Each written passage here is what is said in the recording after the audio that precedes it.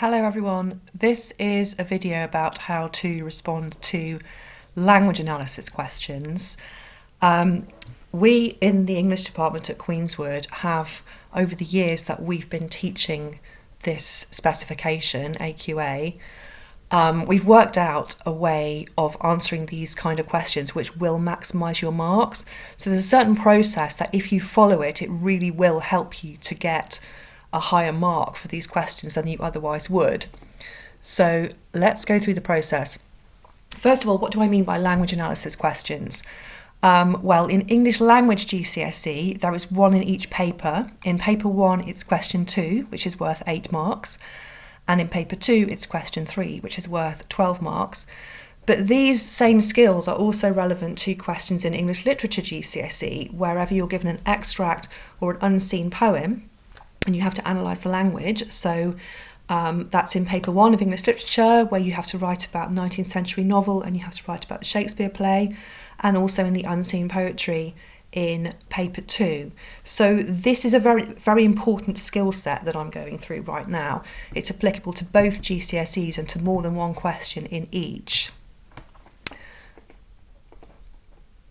Okay, so the process. First of all, read the whole paragraph or extract or poem, whatever it is, and start thinking straight away about what the overall effect is on you as a reader. You are a reader, you can speak with authority about your own response to this, and however you respond, whatever your authentic response is, that's absolutely fine.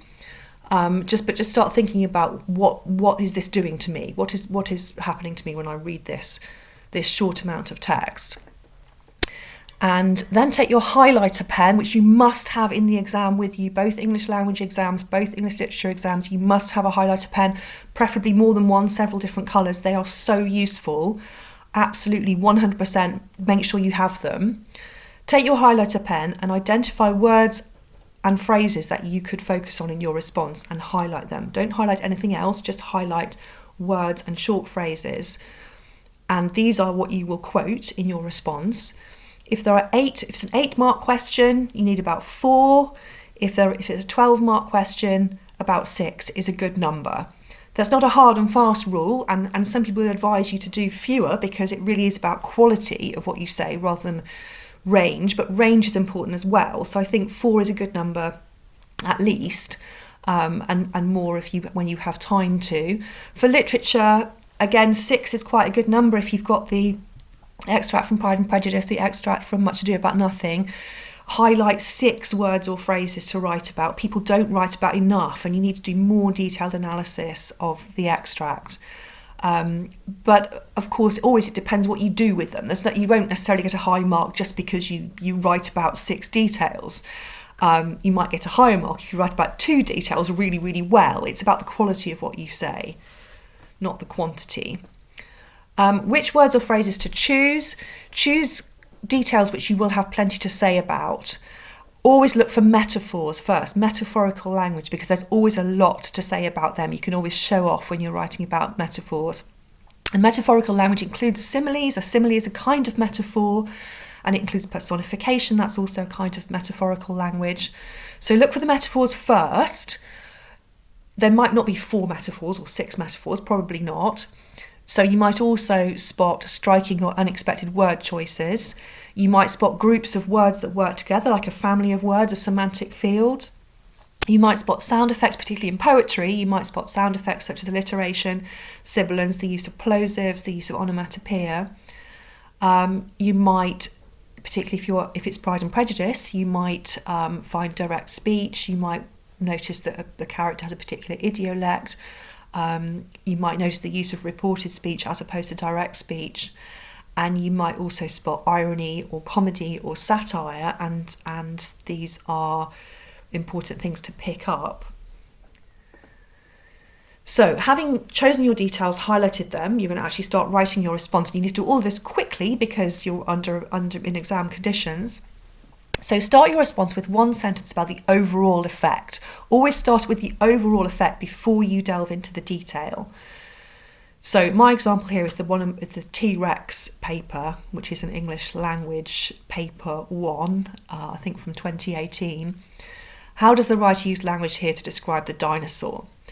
So don't overthink it, just something general about the overall effect that this paragraph has had on you. So for example, your first sentence could be, the writer describes the dinosaur as a terrifying monster. Or the writer uses language to create an impression of the dinosaur as a killing machine. Or the dinosaur is presented as extremely threatening. So nothing immensely sophisticated, just saying it how it is. This is the effect that the writer has created. Make this a short sentence. Don't ramble on. A short sentence and put a full stop at the end of it. And don't worry too much about it. Don't try and say something clever. You haven't got time to be thinking of clever things. You're going to do that later in your response. But do make your sentence about the whole paragraph. Now, you write about each of the words or phrases that you selected, each of the details. And at this point, I'm going to introduce Sexy Owl because some people really, really like him. Sexy Owl is something that was originally developed as a joke with a Year 11 class, but actually some of them really liked it and found it really helpful and latched onto it and used it a lot. And I've used it since, and a lot of people really do find it useful. So Sexy Owl is a checklist which stands for statement, evidence, explanation, inference, one-word focus, writer's intention, linked to the overall effect. And so I will just come out of these slides and just put my Sexy Owl page up. There he is, looking sexy. I think you'll agree. And there's the Sexy Owl list again. And I've put some examples on this sheet. This is a sheet that you do have access to as well. But you can see I've put 3 examples here. One is from that paper 2 about surfing. One is from a poem, which is in the Power and Conflict selection, Poppies. And the other one is about from a language paper 2, the one about suns, where the sun is growing up very quickly. And I won't do this now, but you can actually look at those 3 examples and you can see that I've done all the things in the Sexy Owl checklist. Particular things that people tend to miss out are the one-word focus. Always make sure you've talked about the impact of one particular word, as I have done in each of these. The first one, majestically, one word. The second one, I've talked about the word spasms. And the third one, I've talked about blast or blasting. So always do an analysis of the impact of one particular word as part of your language analysis of a detail. And then also the link to the big picture. Part of what distinguishes a very top level response is their ability to move seamlessly between the detail and the big picture and back again. And so you always want to end your point by saying how that links to the way that the paragraph or the poem or whatever it is works as a whole. So, for example, with that last one about suns, I've ended up with a sentence saying the writer is both impressed and slightly intimidated by the pace of change. So that's linking to my detailed point about the blasting ahead, about the rocket comparison, and the overall effect about the effect of that speed on the writer. So that's Sexy Owl, which many people do find useful. Which is there. Yes, and the other thing is denotation, connotation, context. Another little chant which some people find useful, which we'll cover in lessons. So that's another thing that some people find helpful. Go with whatever you find helpful, that helps you personally to really do it thoroughly. Once you've written about each of your details, and I suggest with an 8-mark question, do it in 2 paragraphs, each of about 100 words. With a 12-mark question, 3 paragraphs, each of about 100 words. I'm a big fan of the 100-word paragraph in language reading responses. Then you finish with another sentence about the overall effect. Now, that's just not going to repeat what you said in the first sentence, because now that you've spent 10 minutes, 15 minutes thinking about the details and analysing them, while you're doing that, you will have realised exactly what the writer was trying to do.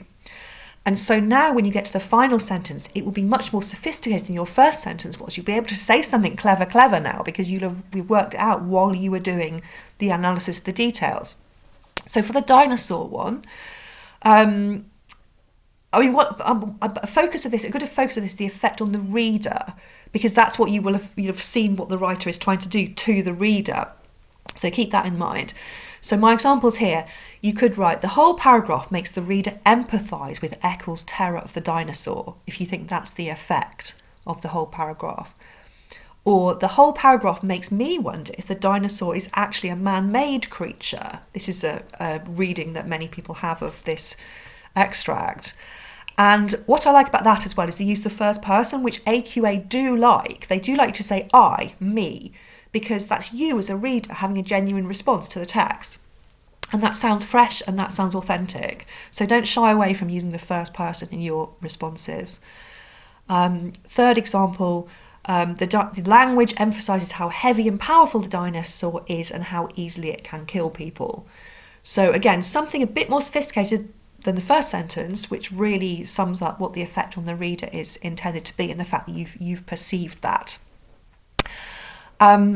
That's basically the process. If you do that, you will score highly. First sentence about the overall effect, details, last sentence about the overall effect. Slide here about word counts and timings. I always say write about 200 words for an 8-mark question, write about 300 words for a 12-mark question. Now you do need to work quickly, but it's not a race. You don't have to kind of rush. You have time to do it properly. Once you've practiced, the thing about practice is it makes you get faster. The first time you do one of these kinds of question, it could easily take you an hour. That wouldn't be excessive to do it properly, and you just have written 200 words in that hour, because you would have been really, really thinking about the process. But the more you do it, the faster you'll get, and the more it will flow. And by the time you get to that exam, the idea is you kind of train and you pace yourself and you develop your skills, and you get to that exam, and at that point you can do it in 10 minutes because you're peaking at the right moment. So about 10 to 12 minutes on each 8-mark question in paper 1, and about 15 minutes on the 12-mark question in paper 2, which is not long, but it's long enough to show what you can do. And I'll just finish with what it says in the mark scheme in the top band descriptors, because we're always aiming at the top band, aren't we? We're always aiming to get 7 or 8 marks out of 8, to get 10, 11 or 12 marks out of 12. That's what we want to do. And so it's worth thinking about what the examiners are told to look for. And they're told to look for detailed and perceptive understanding of language. And if you go through this process, it will really help you to demonstrate that. The 3 bullet points the examiners have are: 1, analyses the effects of the writer's choices of language. And all of what I've been going through in this video is how to analyse, to not just point out or not just describe or not just discuss, but actually analyse, take it apart and see how it works in a scientific way. So you will have done that. Select a range of judicious textual detail. Well, that's quite straightforward, really. If you've chosen a number of good details, then you've done that. Where people tend to not do this is in the literature extracts in Pride and Prejudice and Much Ado. Go for 4, 5 or 6 details and really do the sexy owl analysis of each one, and that will enable you to hit this top band descriptor.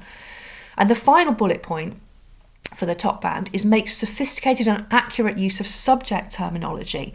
All the time, when you're describing what the writer has done with language, never miss out an opportunity to use a subject term, to say metaphor, adjective, plosive, whatever it is. Bring them in as much as you can, because it really hits this bullet point. That's what we're trying to do. We're trying to hit the mark scheme. We're trying to jump through those hoops so we get the marks. That's what it's all about. So I hope this has been helpful. This really is an approach which will help you to maximise your marks.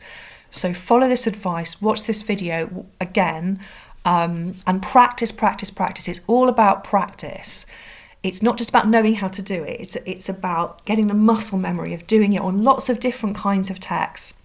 And as I said, this just applies to English language, English literature as well. It's both papers in both GCSEs, so it is such an important skill set.